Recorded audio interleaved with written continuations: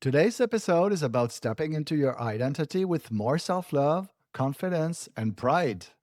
Hey, this is Steph, and welcome to the Together Moving Forward podcast. The podcast helping 2S LGBTQI plus people embrace self love and self respect so you can celebrate yourself with pride. By the end of this episode, you'll walk away with how to move from denial to fully embracing your identity with confidence, why giving people time and yourself grace is key to navigating your identity journey, how surrounding yourself with the right people can completely change your confidence and self acceptance. Today's conversation is about stepping into your identity with more self love, confidence, and pride. Hello again, I'm Steph Vachon and I'm a human being. Welcome back to the Together Moving Forward podcast. Embrace your 2S LGBTQI plus identity with pride through self-love. No matter where you stand in the 2S LGBTQI plus spectrum, we're all connected. And if you ever struggle to fully love and respect yourself, you're not alone. And this podcast is here to help you. As someone who has navigated my own journey of self-acceptance as a queer, I know the power of hearing voices that reflect our experiences. In this podcast, you'll hear real stories and conversations that leave you with practical tools, fresh perspectives, and the confidence to embrace who you are with pride. To start, I need to say that I'm not a psychologist, a specialist, or someone with a college degree. I'm just a regular guy here to share with all of you and support each other. I will share my journey, and we will all share journeys together. We'll learn from each other how to move forward. In today's episode, Zachary Randles, host of Everything and Anything and a Bit Gay, shares his deeply personal journey from denial and fear to fully living in authenticity, self love, and pride. If you've ever struggled with accepting who you are or feared how others might react, this conversation will resonate deeply. So, Zach, thank you so much for being here with us today and welcome to the Together Moving Forward podcast. Thank you so much for having me. I'm thrilled to be here. I love your podcast, by the way. Well, before we start, I was going to say I had the luxury to be on your podcast. And I wanted to tell you how, right away, how you made me feel so comfortable and at ease. And how you, even with your guests, like I listened to some of your episodes, and you had this quality of making us feel really right away comfortable in an ease environment to be able to share. So thank you so much because it was great being on your podcast. So I was so right away I thought, oh, I need to have this guy on my podcast. Well, I have to say, whenever we did the episode of my podcast and we ended, you were on my mind for several days because what you were talking about was so powerful. About you went through your whole story and you went to where you are today, and it resonated with me so much. And the DMs I got about your episode once it went out, and the people that had the reaction was just incredible because people really resonated with you. They understood you. You connected with them, and it was amazing. Like, you were one of my top 5 favorite guests. Oh, that's so sweet. Thank you. What I liked about it too, being with you, is that there was no fakeness at all. It was so authentic right from the start. Yeah. And to me, this is how I love to be around people like you because we are connected right away. And Yeah. then you said something during the interview and you said, I wish I could have been there for you when you were younger. We would have been good friends. And I'm sure we would have been really good friends. And that stayed with me. So I'm like, oh yeah, I need to have him on my podcast. And you're not that far. You're in Boston. I'm in Yeah. Montreal. It's, Yeah. I wanted to be there for you because I wanted to just stand up for you, or we could stand up for each other and yeah, stuff. Like I each just other. really, your story just meant so much. And I know there's so many kids that go through what you went through, and it's just horrible. So it just really, yeah. I mean, I had some bullying also, not as bad as you did and stuff. I was called gay and stuff in school, and it's not fun when you're a kid. Kids are mean. Yeah, it all comes down to the same feeling. So let's keep doing your job. Let's keep doing our job. Let's help each other. Yeah. And in all of that, because the world needs it right now. And Yes. yeah, I was going to say, let's just keep going. Thank you for being there and thank you for the job you're doing. You're inspiring me to keep going and do even more. So that's great. Awesome. I love that. So your podcast, Everything and Anything and a Bit Gay, and I love the title, focuses on authentic LGBTQ plus stories. Yes.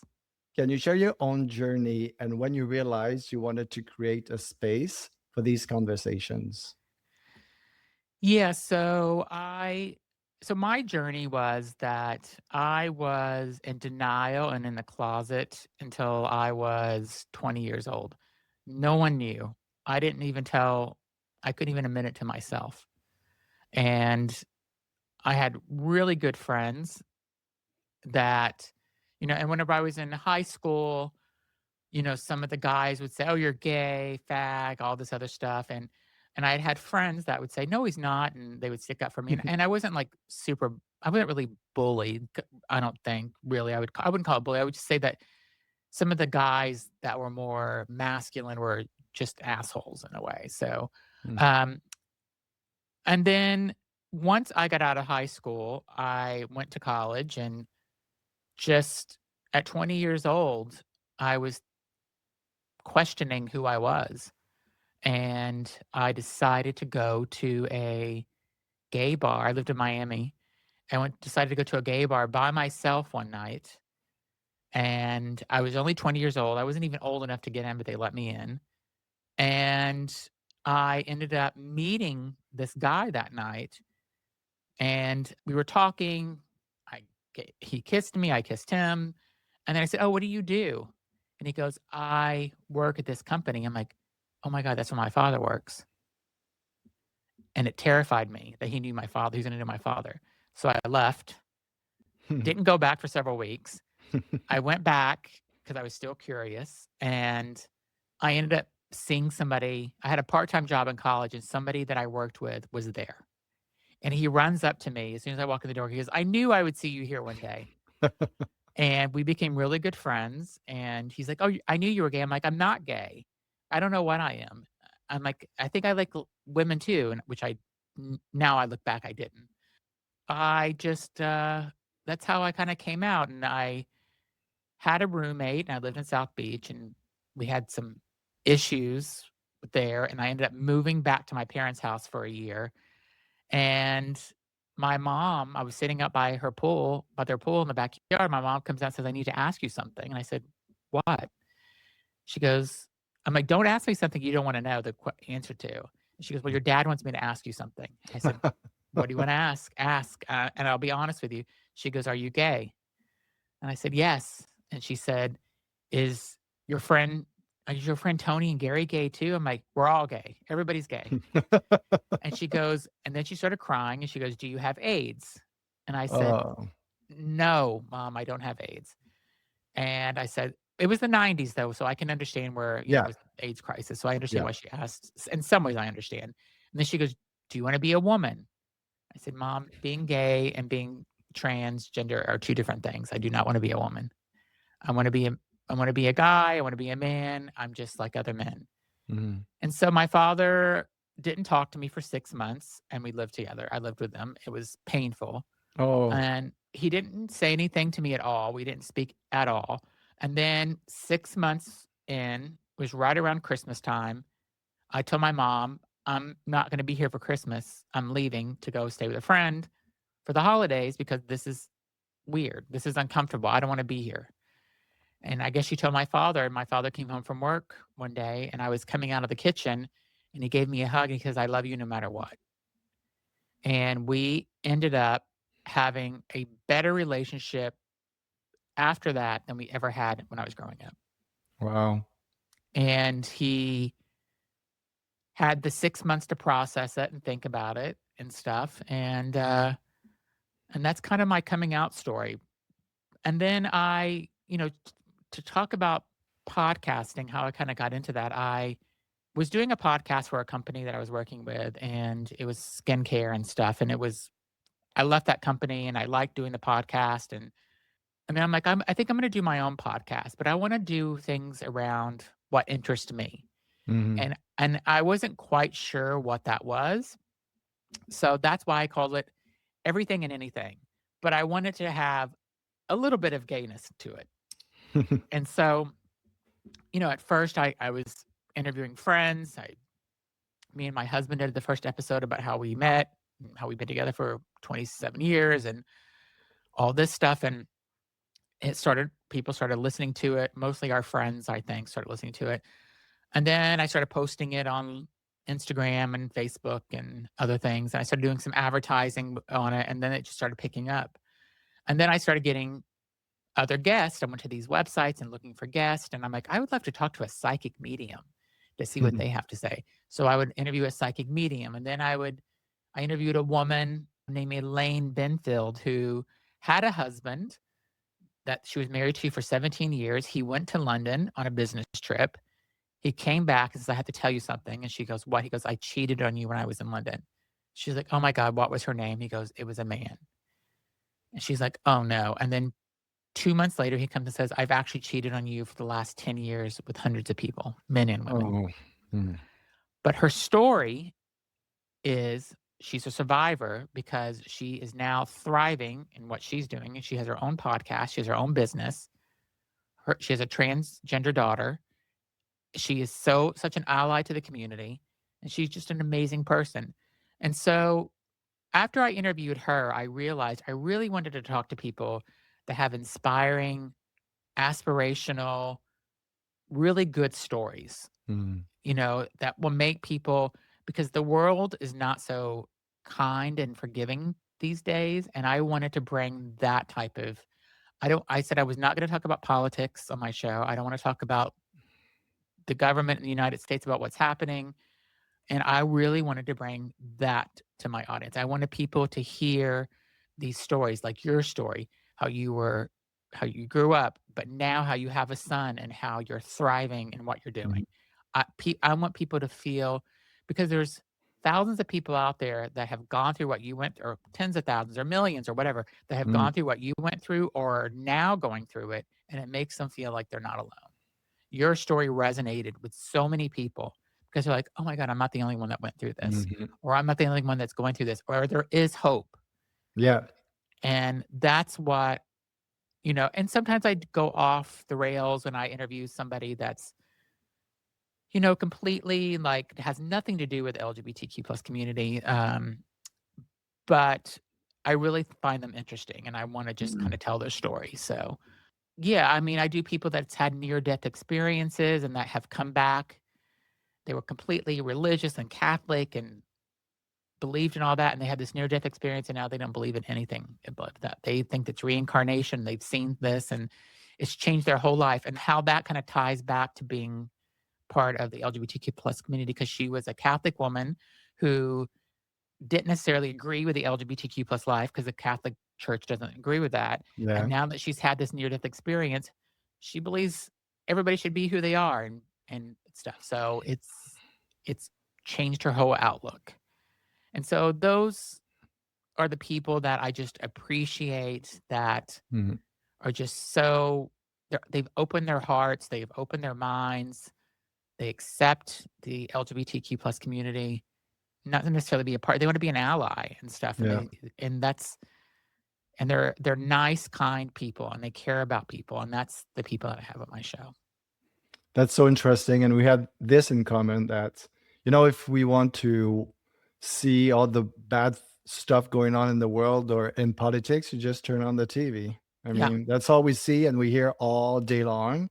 I felt exactly the same. I thought, let's put some positive Mhm.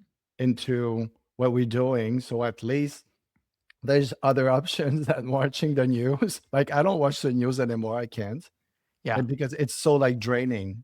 Yeah, that's really resonates with me, what you just said, what you're doing. But the other thing you talked about is, how did you feel like when your dad, I mean, you were living with him for 6 Yeah. months and he was not talking to you? Like, how did you my god, how did you go through with that? Because it must have been horrible. I mean, I was busy with college. I was in university. I was busy with a part-time job. I had a crazy social life where I was going out 6 or 7 nights a week because I was going up to South Beach. And so I wasn't home enough but it bothered me because that was my fear of ever, like, telling my parents. Like, once I knew Mhm. I was gay, I was telling them and them not accepting it. My mother accepted it, but she didn't wanna tell any of her friends, and she didn't wanna tell any of our family. She wanted to Mhm. keep it.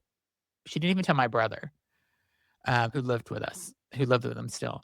And so, finally, she started telling her friends, and all her friends like, "Yeah, we've known forever that he's gay." And she's like, "But why didn't you say anything?" She goes, and because they all said the same thing, "'Cause did it matter? Does it matter? Yeah. Yeah. Like, we told you." And I asked my mom over and over, I'm like, "How could you have not known I was gay? Like, I gave you there was all these signs and stuff." She's like, "I just didn't think you were. You always were with a girl." I'm like, "Yeah, sometimes they were a girlfriend, but most of them were friends. Like, how could you not have known?" But my father just, like, we were just very different. He wanted me when he bought me my first car, he's like, "You need new brakes in your car. I'm gonna teach you how to change your brakes." I'm like, "I'm never gonna do that." He goes, "One day you may have to do this." I'm like, "I'm never gonna have to change my own brakes. I will take it and have a mechanic do it." And we did it, and I hated it, but I look back at that now, and all he was trying to do, it wasn't trying to teach me how to change my brakes, it was Yeah. to bond with me. That's what it was for. He Mm. wanted to get close with me, and that was his way of trying to teach me something. But he taught me so much stuff. He had a computer before a lot of people had one, in the '80s, and he wanted me and my brother to, like, be on it, and he got really into doing programming and computers and doing all this stuff, and I think that helped me so much in my career as I grew Mhm. up, and we had that bond, and then I learned how to do web design and creative work and stuff, and he loved all that stuff, and we had that bond also. And I made him grow in a way also because he was open. He didn't really probably know anybody gay, which sounds bizarre in today's world, but or he didn't nobody was out to him. Yeah. And so he just seen being gay in a new way. And he told me several times after he started talking to me, and he's like, "You really are the same person." I'm like, "I'm exactly the same person." Yeah. And he just needed time to process that because he grew up in a very religious Church of God Southern Baptist household growing up. Yeah. But how were you feeling when you were in that house and you could feel that your dad didn't want to talk to you? Like, what would you tell someone right now that is in that situation? Did you have hope? Like, were you scared? Did you think they were going to come around? Like, how did you feel? I felt like they would come around eventually. My mom came around pretty quickly. Mhm. She never like stopped talking to me, but she was very sad and depressed about it because she's like, no grandkids, no, all this stuff. And my father, I thought he would come around. And then there was a point where I'm like, he's not going to come around. And I'm moving out. I'm going to move to New York and that's it. Mhm. And if I think there was a point where I told my mom, I said, "If I move to New York, I'm never coming back here, and you would have to come to New York to see me if you if that happens." Mhm. And she probably told my father that too, and, my father loved me very, very much, and so I think he had to process that.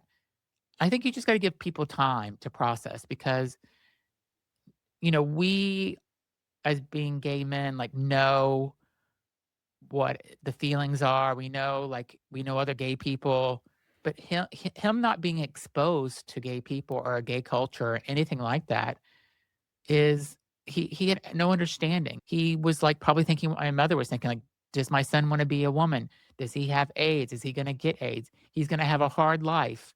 People are going to beat him up and all this. And I'm like, Dad, that's not the world that we live in today. We live in South Beach where everybody in South Beach is gay. Like it's a different world that I'm in now. It's not also, we don't live in the South and, these rural states in the United States where they don't accept anything, where it's a bunch of Yeah.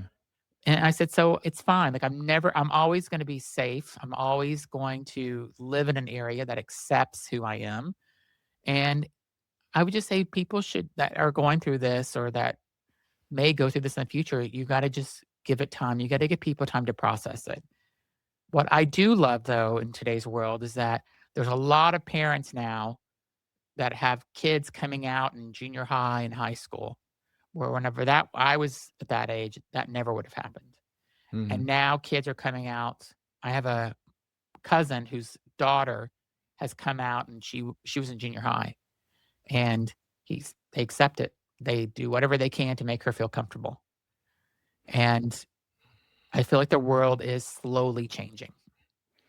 And everything you say, it's like this is where education is so Mhm. important, because like you say, your parents had to process it, but if they would have had education about it, Yes. then they would have acted totally differently. So this is where, like, it's so important to educate other people around it and educate ourselves on, all the possibilities of what want to be and who they are, and accept it the way it is, instead of, being so much in that. I always say that container, like when you don't fit in that container, there's something wrong, and Yeah. it shouldn't be. But yeah, it's all about education. But that's so interesting. Yeah. So, yeah, I mean, I and again, ended up becoming closer to my father than I ever was growing up. There you go. And he loved my husband more than as much as he loved me, not more than, but as much as he did. Like Oh, he that's loved good. him, and we would go on vacation with them. We would go to their house in Florida and stay with them. They would come and stay with us. So it was, and the same thing with my husband's parents. They and his grandfather all accepted me and loved me, and I was called a grandson. I'm called a son still by his family.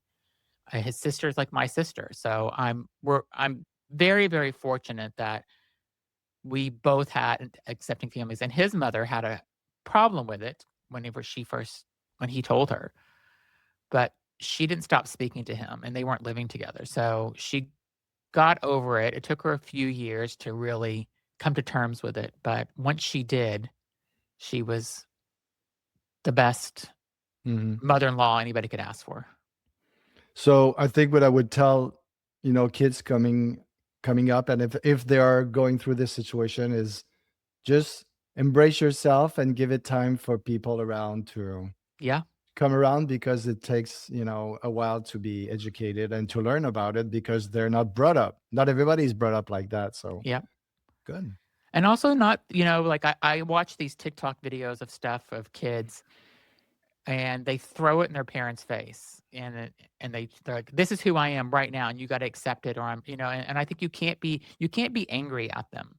You've got to really like you got to. I think you got to when you tell people. I think you have to like read the room and see like what is their reaction going to be, and not just think that everybody's going to have the same reaction. Yeah.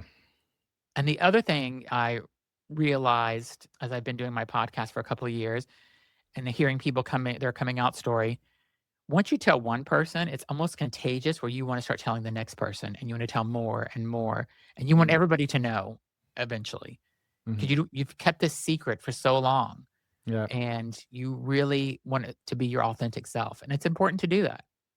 Yeah. Many LGBTQ plus individuals struggle with self acceptance early in life. Yep. How did you personally learn to love yourself and embrace your identity?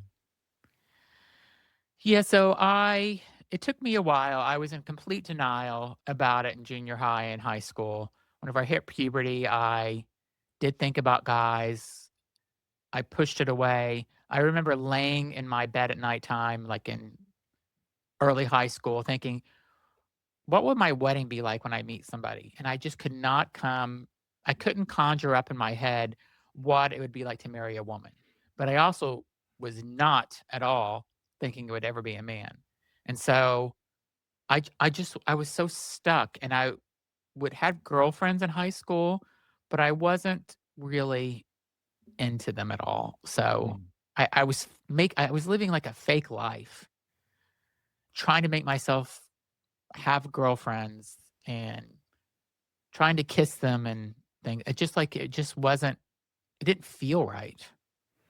And the first time I kissed a guy, I'm like, "Oh, this is what it's supposed to feel like." I can relate. Yeah. And I mean, I had sex with a few women and stuff because that's what you're supposed to do as a boy living in Miami, and I did that, and I don't know, it was really hard, like, I was in so much denial of Mm, myself, and even whenever I went to that first gay bar at 20 and I seen somebody I worked with, and they're like, "You're gay," and I'm like, "No, I'm not." It took me another 6 months, a year, because I was like, "I'm bisexual, maybe, or maybe this is a phase," but it took me, like, a while to even admit it to myself.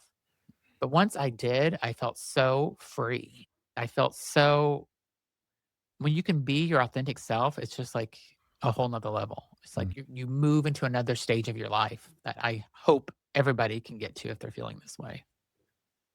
Hosting meaningful conversations requires authenticity. Yeah. How did you learn to trust your voice and respect your own story enough to share it publicly? I'll have to say when I first started my podcast, I did not want to talk about myself that much at all, about my story of coming out. I talked about my relationship with my husband, but I did not want to talk about being called gay and fag in high school. I didn't want to talk about that. Mm, There even when in my corporate job, when I started my podcast, I was very out. But 10 years before that, working in the corporate world, even living in New York City in a very it's open, I still wouldn't come in and tell certain people about my weekend or about my personal life. I was keeping things still a little bit of a secret. Not 10 years, 15 years ago. 15 years ago, I still didn't feel comfortable telling everybody I was gay. So whenever I started my podcast, I still had that reluctant I was reluctant to go and talk about my personal life so too much. Because once you put a podcast out there, anybody in the world can listen to it. yeah. And so I do think about that sometimes still. Not th and now I don't care. I'll talk about anything about my life, really. It's hard to put yourself out there and to talk about who you really are and the struggles that you went through, but then I realized how it was helping people because I would get messages or DMs from people or comments on YouTube about, "God, your story, like, made me realize, like, I don't know, like, I'm not alone," or, "I went through the same thing you went through, and I wish we could Mm, be friends," or I have a son that just came out to me, and what you said about your father really helped me, understand. So, because I had the same feelings, like I didn't know what to say to my son. And so, whenever I started to getting this feedback about "Thank you for doing this," or "You helped me," or "You helped my son," or somebody's son said, I helped somebody's son come out or daughter," I just knew I had to be authentic about it. And I want people to come on my show, and I really want people to feel, like, open to talk about whatever they want. I remember your podcast whenever we did the episode of my show, I never get emotional, and you were the only person that almost made me get emotional because of your really? story.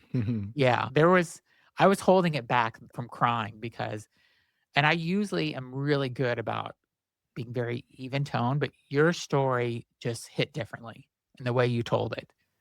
And those are the podcasts that I remember. I do a lot of podcasts on other shows, and I talk about your story often.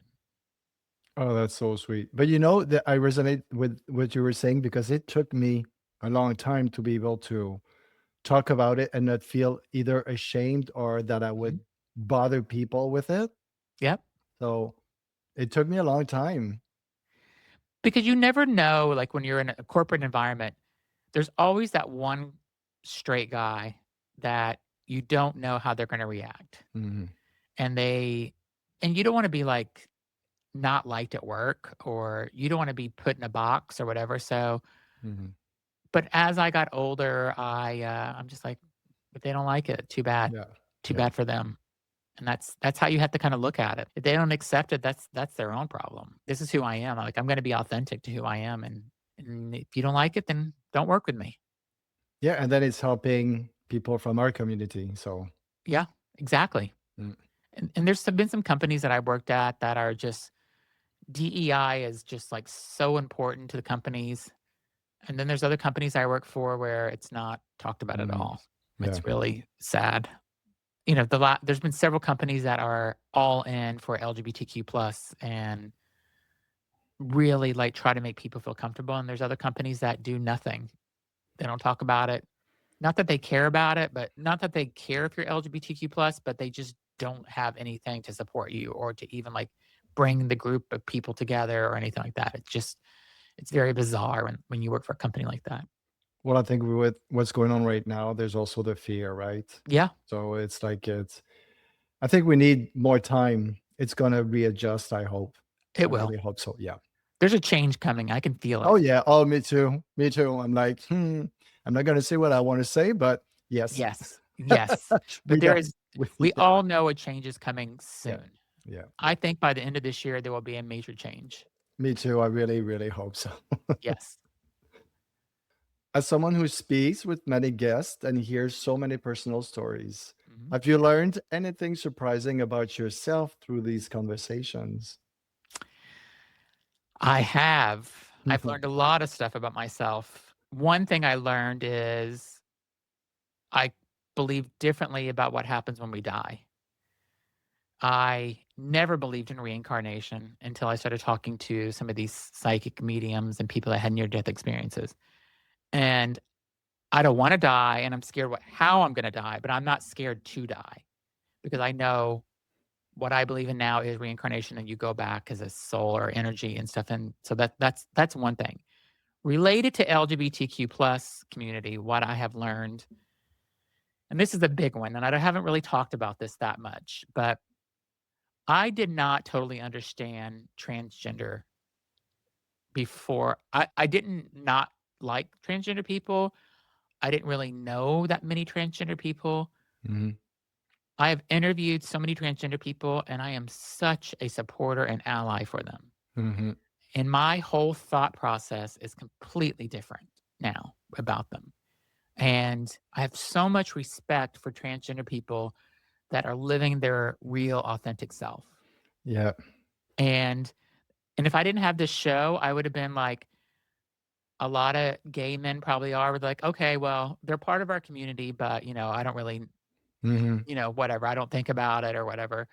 And I do think about it. And I do I have a second podcast called Listen Up Girl, where it's LGBTQ plus news. And usually 4 out of the 8, 10 stories I do are about trans rights that are being taken away, or the opposite about how trans people are thriving in certain Yeah. situations and stuff. So I just feel completely different about trans people, and I'm like their biggest supporter and their biggest ally, and it makes me sad that there's so much negativity and Mhm. anti-legislation in the United States, trying to let people not use a bathroom or taking them out of sports.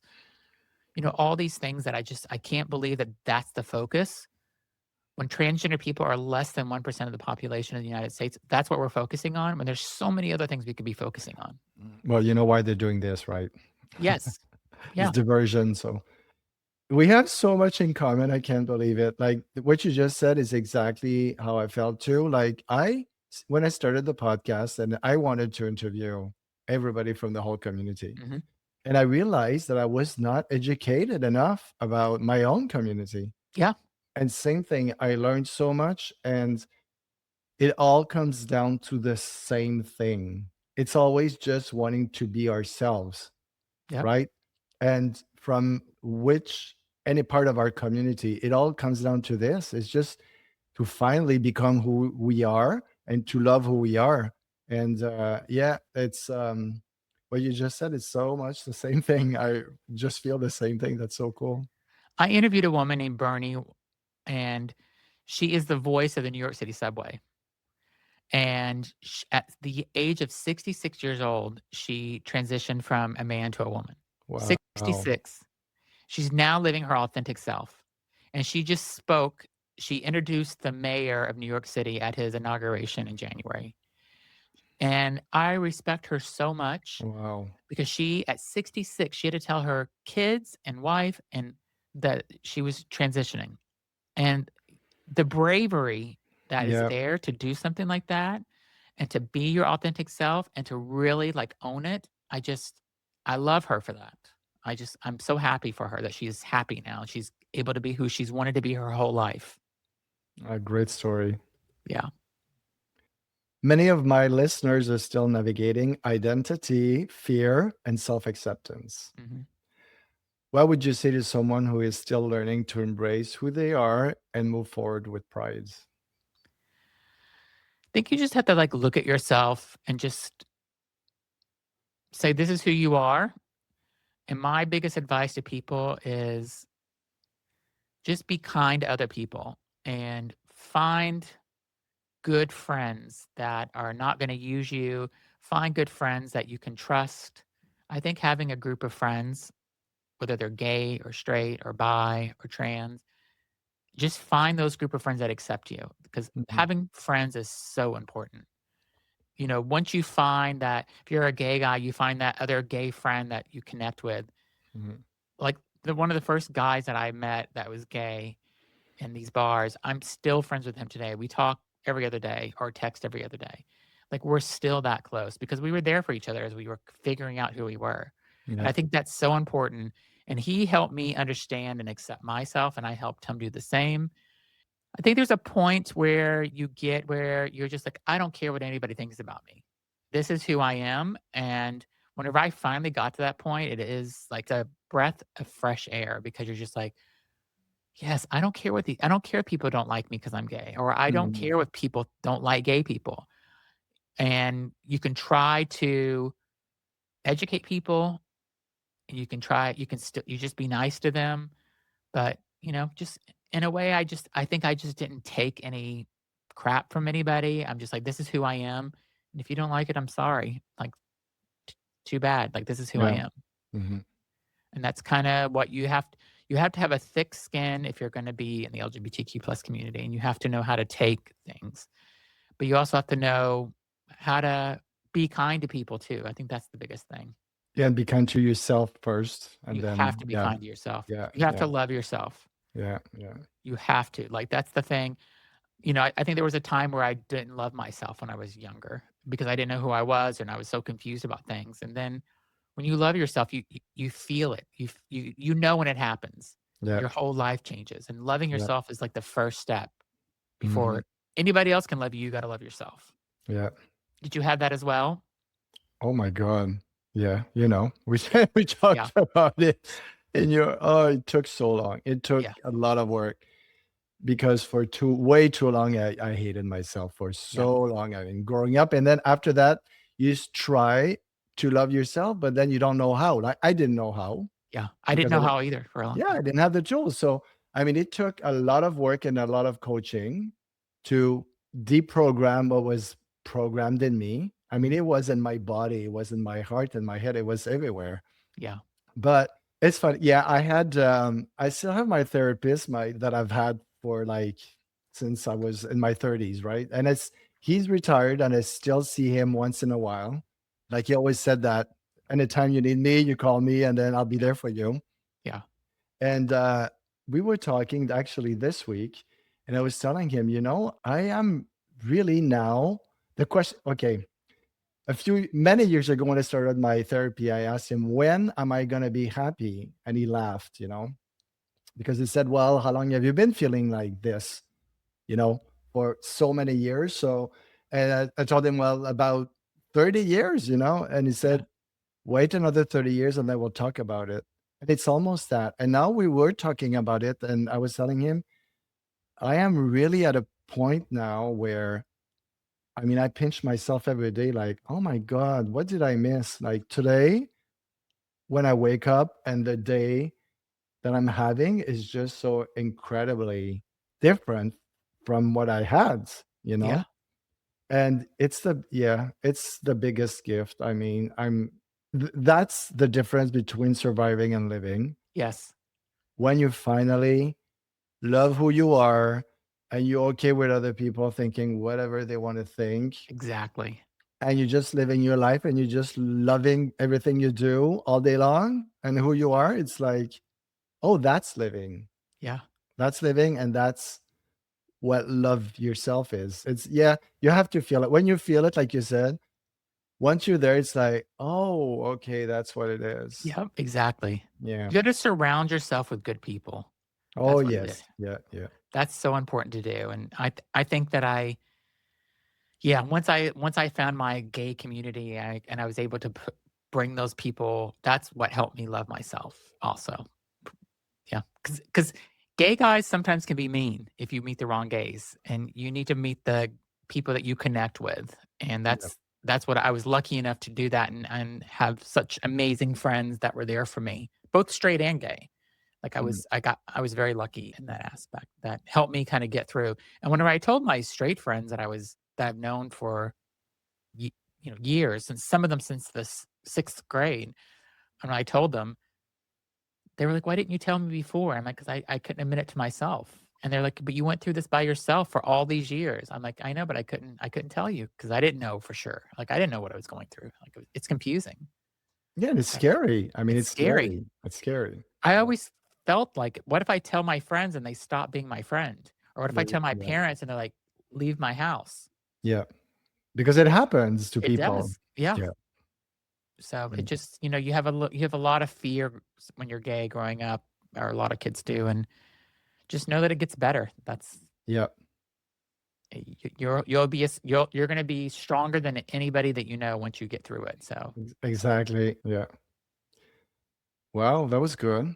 Zach, thank you so much. It was great. We connected before, and I knew we were going to connect again. And it would be so nice to meet you and your husband one day. I hope we do. We I can hope meet so with too. each other's family, and that would be great. All the info about your podcast and everything else. I mean, you just said that you have another podcast too, so I didn't know. So that I'm gonna go and listen to it. So I'm gonna Thank put all the information on the bio. So anybody that wants to get in touch with you, then is welcome to do and keep doing what you're doing because it's really inspiring me. And let's help each other to promote each other and to promote acceptance and love to our community you. all Yes. together. And hopefully, I'll see you one day soon. Yes. Thank you for having me on. Like I said, I think your show is amazing, and what you're putting out there is what the world needs. So thanks for doing that as well. Thanks. All right. Good. Thanks so much for having me on. Okay. Talk to you soon.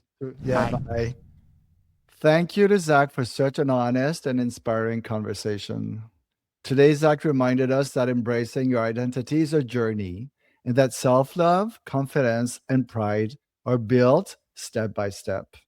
We talked about how to move from denial to fully embracing who you are, why giving yourself grace and giving others time can make all the difference, and how surrounding yourself with the right people can completely change the way you see yourself. That's what this podcast is all about: learning to love yourself, embrace your identity, and move forward with pride. I'm always looking for inspiring guests for the podcast, and I would love to have you or someone you know share your journey with pride. The world needs your story, it has the power to change lives, and your voice matters. Reach out and send me an email today. Also, I'm now booking keynote speaking engagements. My talk is From Survival to Self Love: How I Finally Learned to Embrace My LGBTQ Identity with Pride, and how you can too. Details at togethermovingforwardpodcast.com under speaking. It is already time to say au revoir just for now. Join me every Monday for brand new episodes of the Together Moving Forward podcast and learn how to embrace your truest LGBTQIA plus identity with pride through self love. Wherever you're from in the world, we are all connected. Remember, solidarity beats hate. The more we unite, the stronger we become. Because at the end of the day, we are all equally human and we all deserve the same rights. Before we close with our weekly positive thought, I want to tell you what this one personally means to me, especially with this episode. I choose to celebrate my identity every day. For me, that means no longer hiding who I am, no longer apologizing for it, and no longer allowing fear or shame to define my life. And today, through my conversation with Zach, we were reminded that embracing our identity is not something that happens overnight. It takes self love, patience, courage, and sometimes giving both ourselves and the people around us the time to grow and understand. But the beautiful part is this: once you start surrounding yourself with people who truly accept you, everything begins to change. You begin to see yourself differently. You begin to breathe differently. And slowly, you begin to live with more confidence, more freedom, and more pride.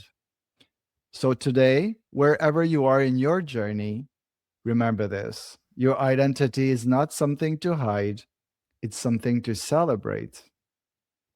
Now is the time to put your hand on your heart and repeat after me. Yes, you and me together. This week, positive thought. I choose to celebrate my identity every day. Yep, I choose to celebrate my identity every day. From shame, guilt, silence, and rejection to pride, freedom, healing, and love, together moving forward. Thank you so much for being here with me today and for sharing this journey of growth and love. I truly appreciate you. See you real soon. Ciao.